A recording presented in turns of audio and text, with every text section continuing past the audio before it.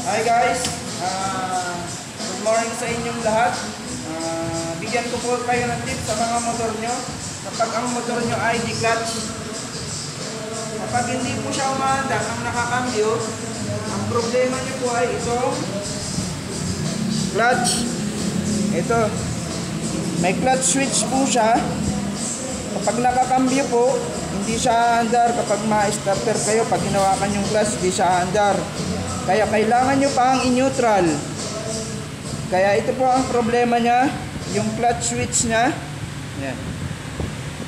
Sira na po ito, kaya kayang linisan, pero pag sira na po siya. Ayan.